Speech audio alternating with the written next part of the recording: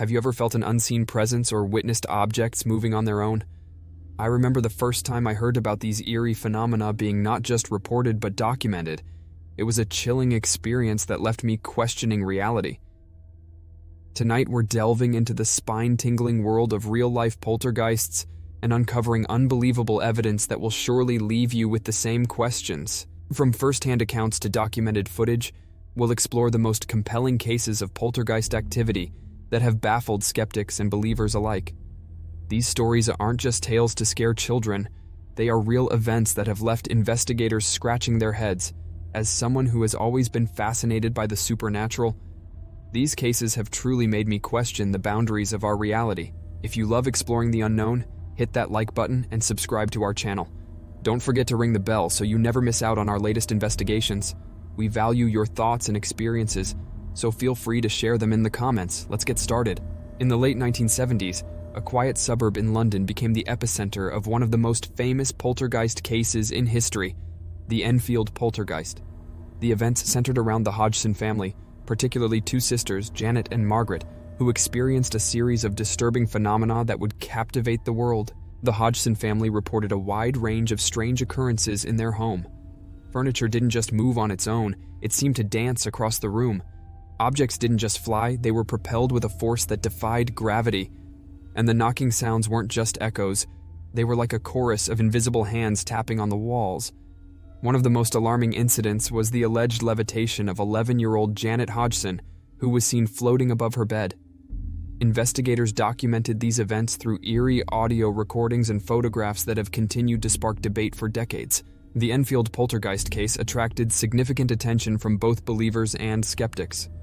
Paranormal investigators like Maurice Grosse and Guy Lyon Playfair spent months in the Hodson home, gathering evidence and witnessing inexplicable events.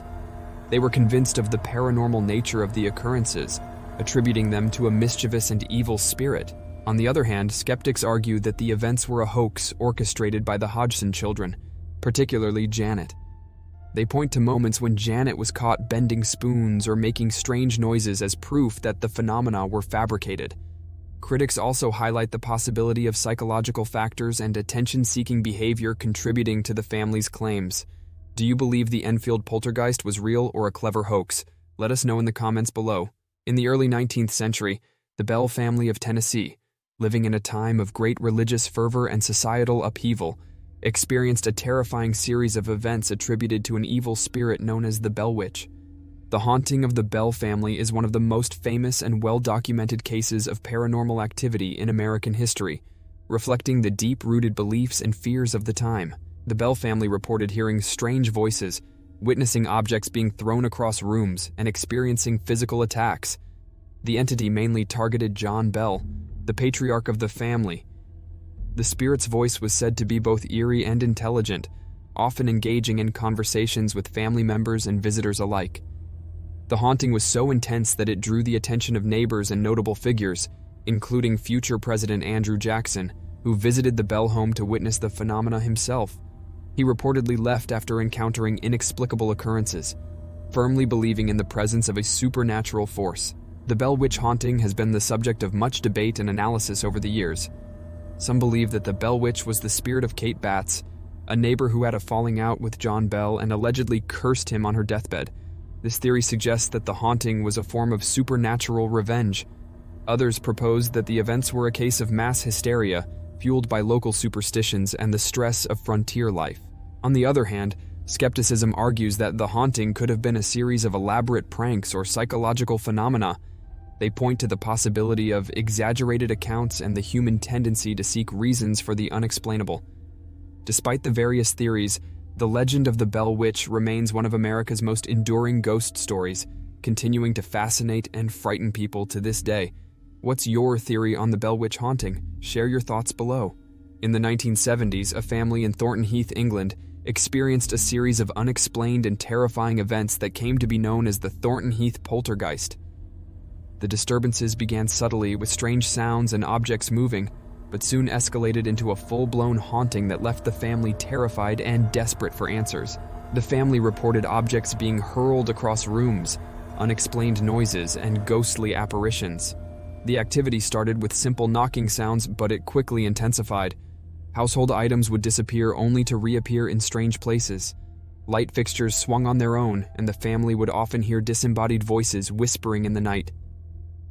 The most terrifying incident involved a heavy wardrobe that toppled over without any apparent cause. Paranormal investigators were called in to document the phenomena. They captured chilling audio recordings of strange noises and voices. Photographic evidence showed objects moving with no visible force acting upon them. These investigators were convinced that the family was experiencing a genuine poltergeist haunting. The Thornton Heath poltergeist attracted attention from both believers and skeptics. Some experts suggested that the activity could be explained by psychological factors, such as stress or attention-seeking behavior, particularly focusing on the teenage members of the family. They argued that the family's collective anxiety might have manifested in these bizarre occurrences. However, others believed that the evidence pointed to a real supernatural event. The consistency and intensity of the disturbances, along with the lack of any clear motive for a hoax, convinced many that a poltergeist was to blame. This case remains one of the most compelling examples of poltergeist activity, with documented evidence that continues to spark debate. The family, after enduring months of terror, eventually moved out of the house, leaving the poltergeist behind. Do you think the Thornton Heath poltergeist was a real supernatural event? Let us know your thoughts. In 1967, a law office in Rosenheim, Germany, a country still grappling with the aftermath of World War II and the Cold War, became the center of an inexplicable series of disturbances that came to be known as the Rosenheim Poltergeist. Numerous employees, already living in a time of great uncertainty and fear, witnessed the events and even attracted the attention of scientists and law enforcement. The disturbances included inexplicable phone calls, flickering lights, and furniture moving on its own. Telephones would ring without anyone calling, and when answered, there would be no one on the other end. Light bulbs exploded and picture frames rotated on the walls. The phenomena were so disruptive that it severely impacted the office's daily operations. Scientists were brought in to investigate and record high electromagnetic readings that coincided with the disturbances. One of the most striking pieces of evidence was the sudden movement of heavy office furniture, which was captured on film. Despite rigorous investigations, no rational explanation could be found for these events. The Rosenheim poltergeist case attracted significant attention from both the scientific community and paranormal researchers. Some experts suggested that the disturbances were caused by telekinetic energy generated by a stressed employee, mainly focusing on a young secretary who worked in the office. They theorized that her unconscious mind might have been causing the phenomena. Others, however, insisted on a paranormal explanation. The electromagnetic readings and the physical evidence of moving objects led many to believe that a genuine poltergeist was at work. Despite various theories, the case remains unresolved and continues to be the subject of fascination and study. What do you think caused the Rosenheim poltergeist? Share your thoughts in the comments. These cases of poltergeist activity reveal a fascinating and frightening glimpse into the unknown.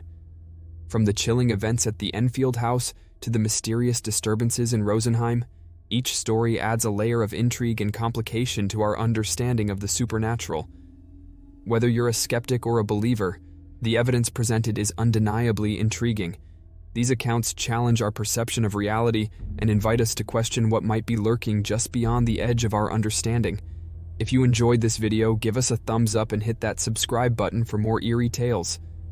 Don't forget to hit the bell to stay updated on our latest videos.